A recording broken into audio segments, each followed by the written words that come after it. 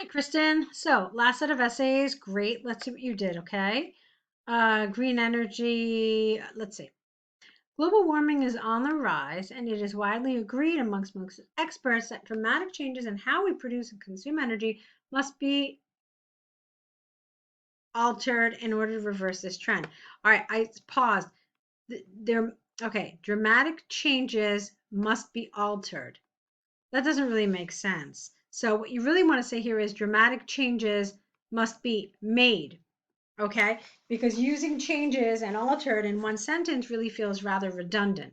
So that would have been a better word.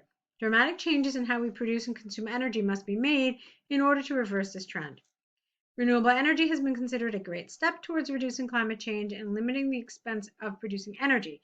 Yet some argue it poses a hazard to energy security. In this essay, we'll argue both sides, but I strongly believe green energy is the way forward and if utilized correctly, may in fact be an added value to energy security. Beautiful, great. Let's keep going. On the one hand, there is ample evidence to suggest renewable energy in some instances poses threats to energy security. The reason for this is twofold. Firstly, renewable energy often relies on certain weather conditions to be utilized optimally. For example, the production of electricity may sometimes depend on wet weather conditions, and if a drought occurs, this may reduce or altogether stop the production. Secondly, the green energy sector is becoming more automated and digitalized. I think it's digitized, no? As there is a considerable amount of research towards advancing its technology. As a result, it may be more vulnerable to cyber attacks. For example, a solar wind factory in Florida got attacked by hackers in 2021 and paused the energy production for several months, resulting in blackouts in several parts of Florida.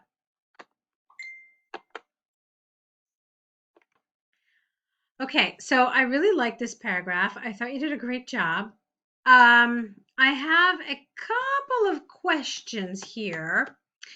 I'm wondering if maybe you could have talked about this a little more. Okay. Maybe you could have given us an example of a drought that created a problem. And then here where you talked about cyber attacks, I'm not 100% convinced that this is what they mean here. So when they talk about energy security, they mean availability of energy that meets demand and yeah, that meets demand and also is available at a low cost. So rather than talking about security in like the literal sense, I'm wondering if maybe you could have talked about why green energy may not be as affordable as believed. Okay, so let's move on though. On the other hand, although there is a case for renewable energy posing some risk to energy security, the impact of this type of energy cannot be overstated. Good. This is largely because green energy uses natural resources such as the sun, wind, or water, which are present in all countries and will never disappear, as opposed to coal or fossil fuel. The rapid advancements in the equipment used to harvest these natural sources for energy means it is more cost efficient to produce. Okay. And it may also be stored in larger quantities than before. For example, the batteries storing energy produced from solar panels and wind turbines are becoming so efficient that if weather conditions change and the large amount of stored energy, wait.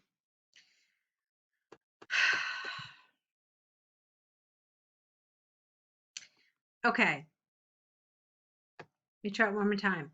The batteries storing energy produced from solar panels and wind turbines are becoming so efficient that if weather conditions change, comma, the large amount of stored energy can still be utilized at a later time. All right, that's it. Another point to add is no comma. By each country having the ability to produce their own form of energy, risk of conflict with other nations may be greatly reduced. For example, the Iraq War was a conflict that arose due to the U.S. needing Iraq's oil. If the U.S. relied solely on green energy being produced in their own country, comma, this conflict would not have occurred. All right, so let's talk about this paragraph now. The topic asks you, it reduced costs and is better for the environment. That's the one viewpoint. So what did you talk about here? You said that it reduced costs. Yes, that's true. Okay. You didn't really talk about anything um, regarding the environment, did you? Not that I could tell. So I really felt like this whole thing about politics, I felt like that was irrelevant. And what you needed to focus on was why this form of energy is so beneficial to the environment. You didn't really touch upon that. And that's one of the key things that you do need to talk about here. Okay. So I think you missed an opportunity to be more on topic. This was not on topic. And in turn, you didn't talk about something that you were supposed to talk about. So while it's an otherwise lovely essay, I still feel like you got a little off topic. And I think a similar thing happened here too. You were talking about this thing about hackers, but that's not what you were supposed to talk about. Okay. So while it's good in many respects, there's still a point in the essay in both body paragraphs where you got off topic. All right, so let's go to your conclusion now. To conclude, although there are some risks to energy security, such as unstable weather conditions and potential cyber attacks, I believe green energy is the way forward. This is due to its sustainability in the long run and by a country relying primarily on renewable energy, which in theory could be produced on their own soil, SOIL. Conflict with other nations may be eliminated, which may in fact add to energy security. Okay, so yeah, a lot of this is good. Again, it talks about those elements that aren't totally on topic. So be careful with it. But, grammar, vocabulary, all that is really, really beautiful. Again, just be a little careful with sticking to the topic. All right, let's take a look at your map. The maps illustrate the transformation of a small inhabited island. How do you know it's inhabited? It doesn't have anything here. Okay, so I have a question about that. Maybe you mean an uninhabited. So the maps illustrate the transformation of a small uninhabited island into what seems like a development for tourism. That makes sense. Full stop. The forests in both the northwestern corner and southeastern area of the island were cut down to make room for accommodation. However, the trees in the northeastern corner remained and an artificial lake was constructed just below. Okay. In the central part of the island, 3 larger buildings were erected, which may be a reception building along with a shop and another building. There is a vehicle track connecting the 3 main buildings to the pier in the south and to the accommodation area in the eastern part of the island. All right, remember, you want to show comparison. You don't want to just talk about the after. You did some of that here, okay? You didn't do it here. So we don't know if this stuff always existed, if it was stuff only in the second map. So you really need to make this clear, okay? So you said 3 larger buildings were erected. You could have said something like, also added to the island was a vehicle track, okay? And a pier. So you didn't mention any of that. So it's unclear to us if those things existed before or not. The eastern part of the island had 8 lodgings added, good, positioned between the lake and the main amenities. These were situated in a circle with a central footpath connecting each individual lodging. Okay, Microsoft Word doesn't like it, but I'm actually okay with it. So, in the western part of the island, okay, 6 lodgings were erected as well between the beach and the reception area. A footpath in the middle of these lodgings linked them to the beach and the 3 central. I don't know what this means. They're not male buildings. I don't know why. Okay. So yeah, it was good. If I remember correctly, you have a hotel, a mall, and a restaurant. That's what those are. So a lot of this was good, but there were a couple of places where you neglected to talk about that these were added to the island in the after image. You also neglected to mention the scale.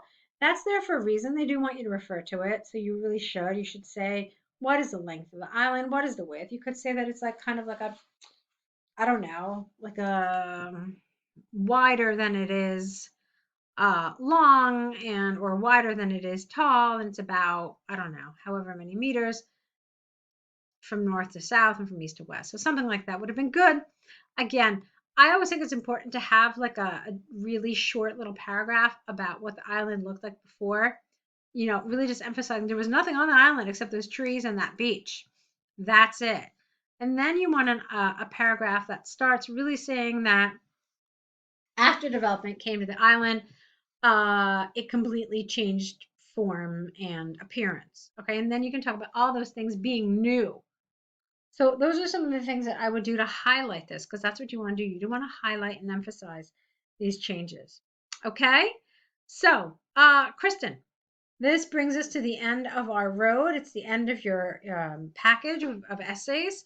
I don't remember when your exam is, but perhaps you want to continue working with us and doing more essay corrections. You will get a link in your email showing you how you can continue working with us through some essay corrections. I'd love to see more work from you. I know that you've come really far and you're doing really well, and I do see an improvement in your writing, but I still want to see your task achievement more focused throughout the essay. Okay, it's been a problem I think that we've seen from the beginning of your course, and I do feel like it's getting better, but it still has some work to get to where it needs to be. So hopefully you'll consider that. Hopefully we'll see more essays from you. Either way, let us know what you decide to do if you take the exam, how you do, etc. And I want to wish you lots and lots of luck.